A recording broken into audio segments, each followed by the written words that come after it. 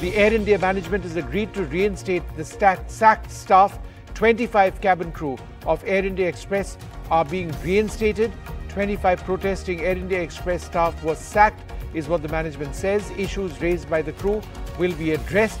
A solution was reached after marathon talks. The crew had refused to return till staff reinstated. The crew were reinstated. That's now been resolved. The crew crisis led to 85 flight cancellations on day 2 and more than 175 flights cancelled over a period of 2 days. So what exactly is the inside story over there? Joining us now, a very special guest, Girish Chandra Arya, the All India Secretary of the Bharatiya Mazdoor Sangh, which actually was part of the negotiating process. Nidhi Chapekar, a former air hostess with Jet Airways. Sanjay Lazar, an aviation expert with us, and Captain Mohan, Ranganathan, air safety expert. Also Shankar Agarwal, former Secretary, Labour and Employment, Government of India. Let me come across to you first, Mr. Arya. Is it completely resolved now? Because if I go through that document, it says that the airline is going to actually review the conditions of each person who was involved in this. So I'm just trying to ask you, is it all over? Thank you very much. Actually, I am traveling in metro, and I don't have my hands free also, so some disturbance is there. But I attended the Chief Labour Commissioner's conciliation proceeding today on behalf of Bharatiya Mazdoor Sangh. So issue was very much important and highlighted.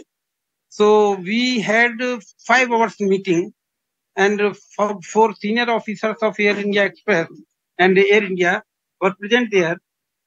So I'm happy to tell you that the matter has been solved in a very... All right, sorry, we've lost that sound with him. We'll try and get it back. Sanjay Lazar has been also tracking these developments.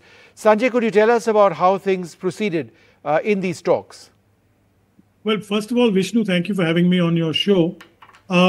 It's a very pleasing development to see that both sides have shook hands and resolved this matter.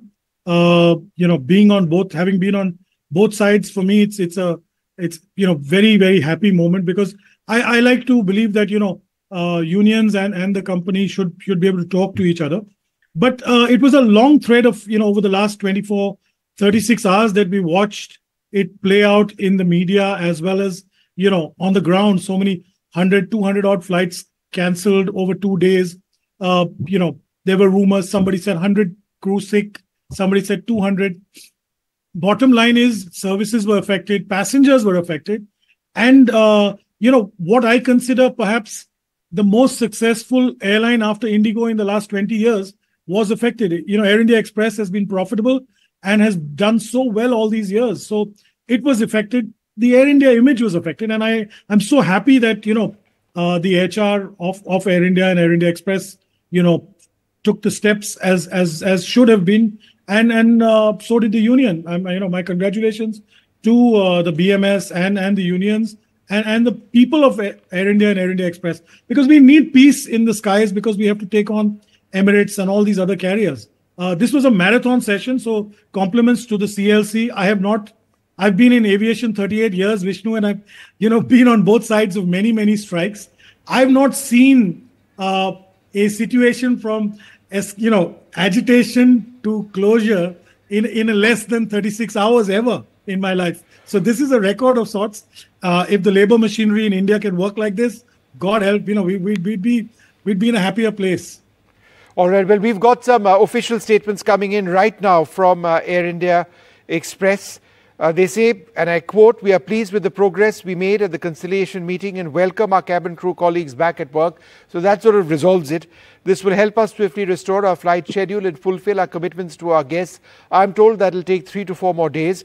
We sincerely apologize to those inconvenienced by these unintended disruptions. It is not in keeping with our usual service standards. We'll review it internally to ensure accountability. As we gradually bring our operations back to normalcy, we urge our guests booked to fly with us to check their flight status before heading to the airport." I just wanted to go across to Shankar Agarwal, a former Secretary, Labour and Employment with the Government of India. Mr. Agarwal, these talks don't really happen, successfully very fast. The fact that this did take place, it was indicative of a very determined effort. How difficult do these talks sometimes get? You see, there will always be difference of opinion between the labor and the management. However, it is expected that they'll sit together across the table and sort out their issue. Whenever they are unable to sort out their issue, then the government comes in. And that's why the labor commissioner came in and he was able to broker peace. Idea is basically that one should not take the other side for a ride, whether they are employees or whether they are the management. Here, the employees, they resorted to some kind of a wild strike.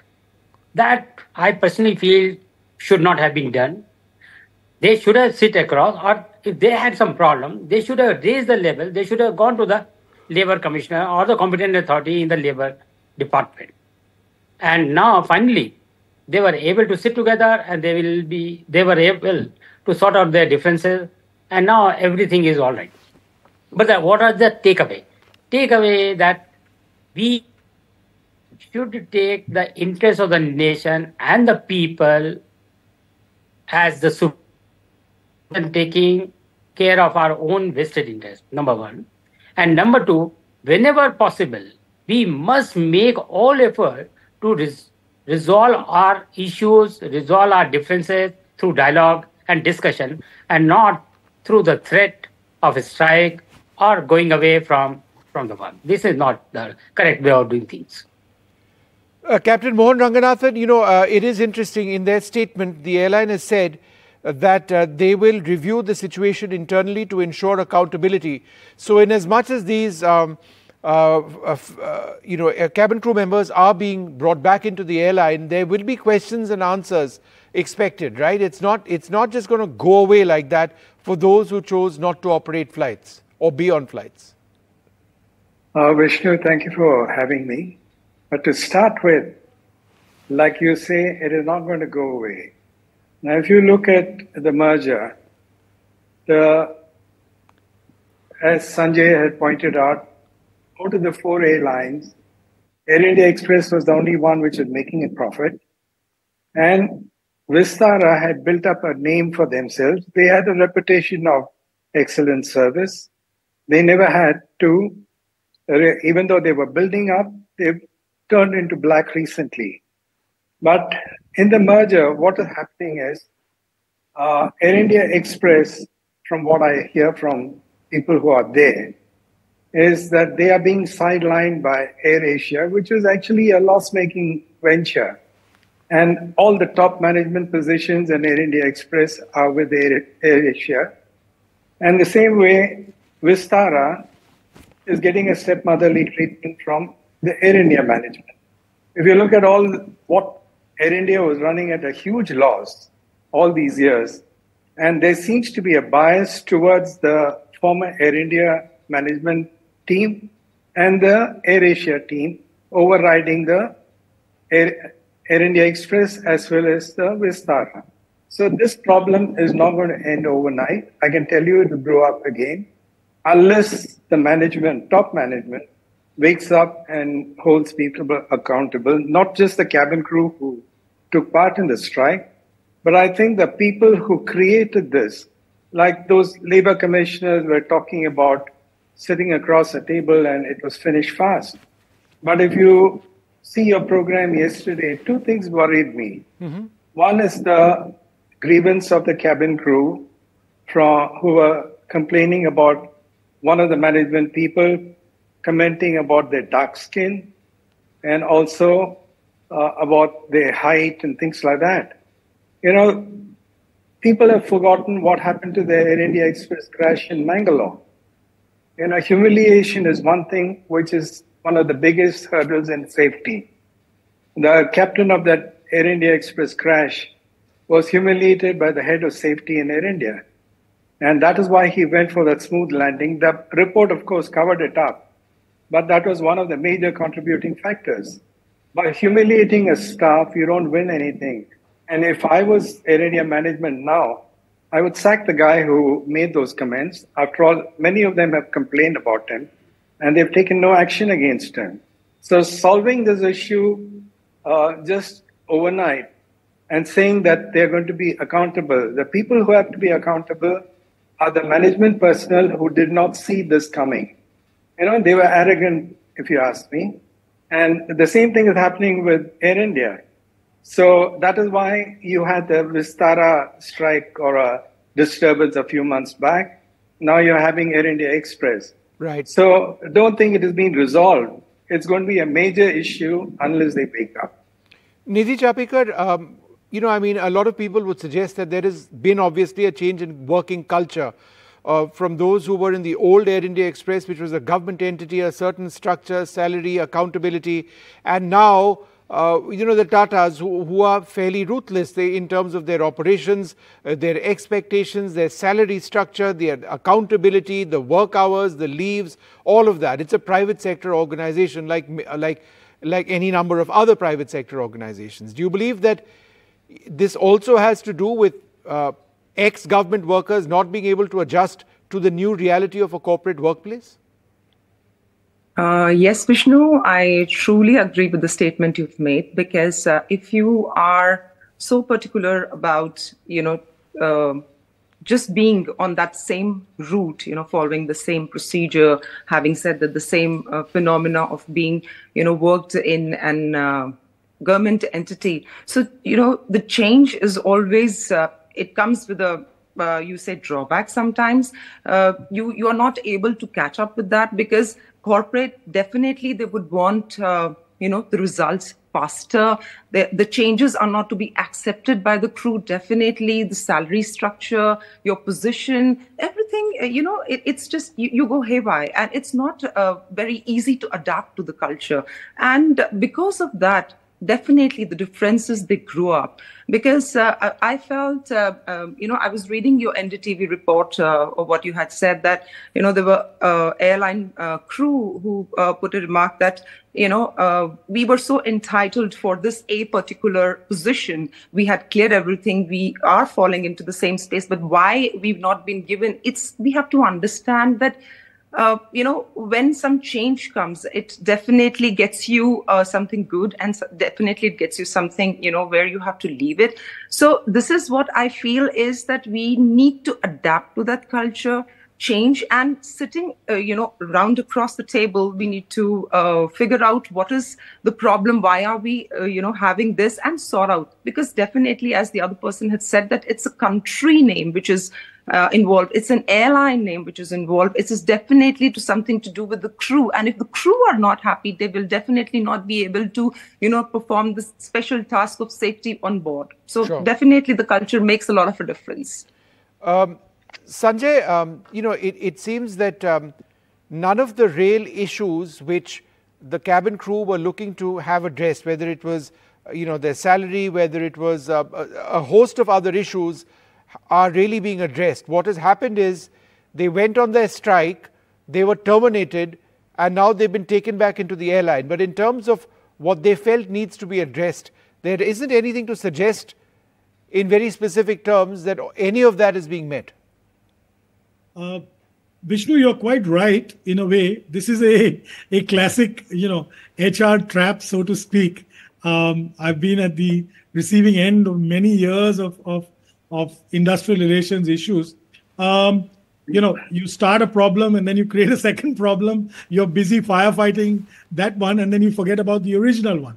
That being said, I think in the third paragraph, if you look at the letter, the CLC makes some mention. Other issues will be discussed at the next meeting on the 28th of May, 2024. The Chief Labour Commissioner, yeah. Sorry? The Chief Labour Commissioner, the CLC. The Chief Labour Commissioner, yeah, CLC, yeah.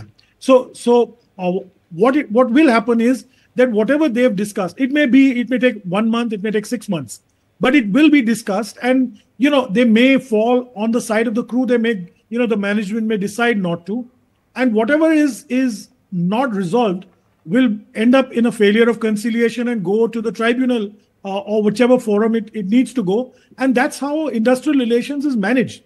you have a dialogue. At least the good thing is both are talking to each other, and that's the most beautiful thing. Another point, which Captain Mohan pointed out and Nidhi also pointed, Captain Mohan pointed out on this part of complexion and language. I just want to direct everybody's attention. Air India Express was started in 2005 primarily because the people of the south of India felt disenfranchised, allegedly, because their own people were not flying them to the Gulf stations. And therefore, we got, the government recruited people on contract from the south of India and all over India later to speak, whether it's Tamil, Malayalam, Kannada, Telugu, all these languages with labor class who were traveling to the Gulf. So, for somebody now, if it is as true, I don't think it is true, but if it is as alleged as complexion or accent, I think that's a misnomer and must be corrected. The second thing is, yes, it is, everybody has to change. I agree with Nidhi completely there.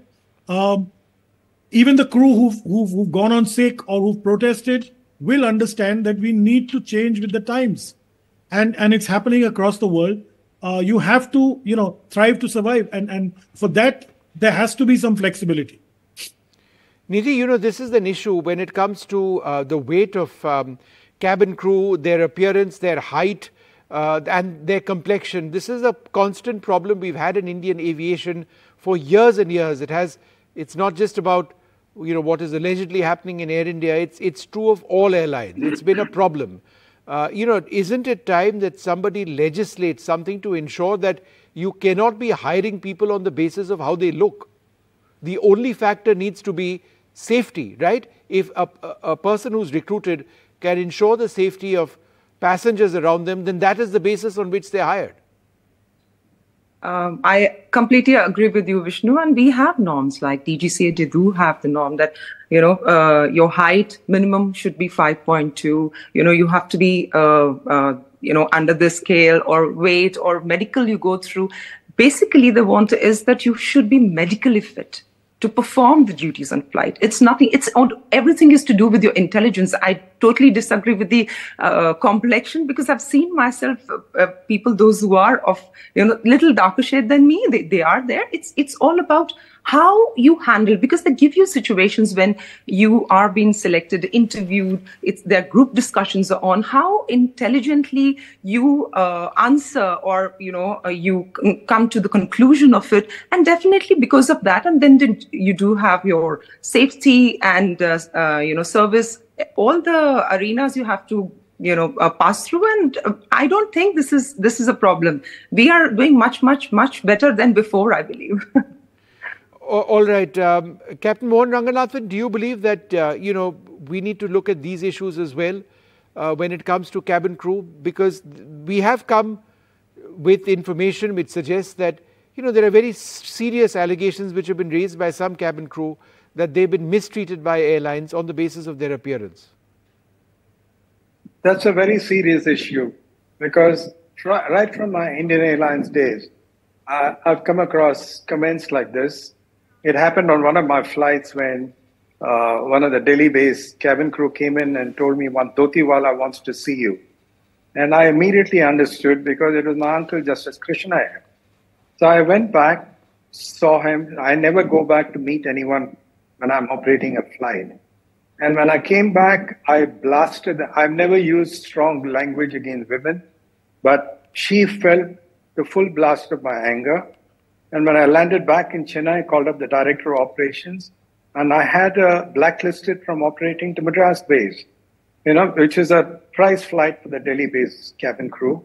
The only way to treat this kind of arrogance is to put them down. And if this is happening in 2024 in Air India Express, it's a very serious issue. And the HR and the management have to come down hard on that. They should not allow, because this is a safety issue. Because someone who is humiliated will be more worried about reacting to that than to safety of the passengers. That is something that Air India has to address very urgently. Sanjay Lazar, is this entire chapter with the Tata's foray into civil aviation entirely sorted out? the entire human resource aspect of the larger Tata group of working on airlines, has seen so many problems. We've seen problems with Vistara, we've seen problems with Air India Express now.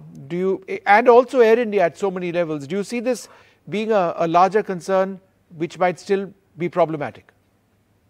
Vishnu, I've said this before, I think yesterday on your show as well. We've studied mergers around the world, and in any merger, you will expect some kind of rumbling. There are, some lose on, what you lose on the swing, you gain on the roundabouts. There will always be up and down. We saw it in the Air India, Indian Airlines merger. We saw it in the Vayudoot, Indian Airlines merger. We saw it in Jet, Sahara. So this will be a concern. HR in airlines is far more important than in most other, industries. The simple reason is it's a people business. And we are dealing with, cabin crew deal with passengers day in, day out.